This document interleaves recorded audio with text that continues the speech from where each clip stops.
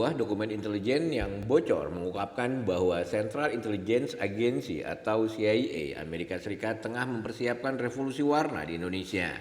Revolusi warna adalah istilah yang kerap digunakan atau operasi yang dilakukan Amerika Serikat untuk membangun demokrasi liberal di negara lain, termasuk gulingkan rezim.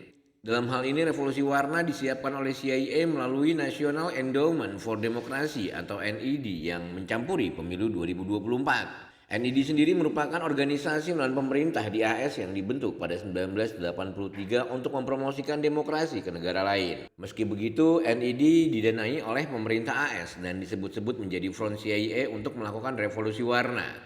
Sebuah artikel bertajuk Leaked CIA Front Preparing Color Revolution in Indonesia yang dimuat minpressnews.com pada 6 September 2023 bocorkan informasi. Artikel itu menyebut NID tengah memperluas aliran dana hibahnya ke berbagai LSM, kelompok sipil penting, partai politik hingga kandidat untuk pemilu 2024. Perluasan hibah ini dilakukan untuk memperluas pengaruh agar NID bisa memastikan pemenang Pilpres 2024 adalah sosok yang didukung oleh Washington.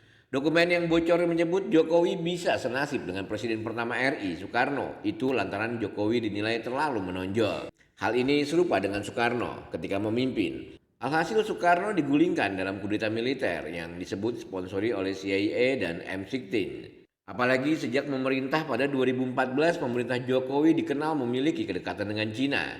NID juga mempersiapkan bibit-bibit kandidat pemilu 2024, yaitu lulusan dari program pelatihan NID. Artikel menyebut lulusan NID sudah menjadi anggota terkemuka untuk puluhan parpol dan LSM. Banyak dari mereka mencalonkan diri pada pemilu 2024. Selain memainkan skenario pemilu 2024 dalam taraf legislatif, AS juga membuat skenario terkait Pilpres 2024. Dokumen yang bocor menyebut perwakilan Indonesia bertemu dengan pejabat tinggi Kedutaan Besar Amerika di Jakarta, Ted Menhoever.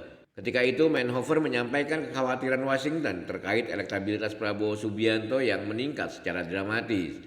Sementara di sisi lain peringkat Anies Baswedan menurun. Menhoever juga menyayangkan presidensial threshold 20% untuk mengajukan capres. Kemampuan AS tidak hanya sampai di situ. AS juga memiliki cara untuk menggerakkan massa di Indonesia. Salah satu buktinya adalah demonstrasi selama 17 Agustus lalu untuk menolak presidensial threshold dan undang-undang Ciptaker. Operasi yang dilakukan oleh NID sudah bukan menjadi rahasia lagi. Badan Intelijen Negara disebut sudah mencium gelagat NID. Sebaliknya, Amerika Serikat justru akan termotivasi untuk melancarkan berbagai operasi rahasia di Indonesia sembari mencari celah hukum. Bagi Washington, pemerintah yang tepat di Indonesia tidak dapat disepelekan. Meningkatnya persaingan dengan Cina membuat peran Indonesia jadi tambah penting.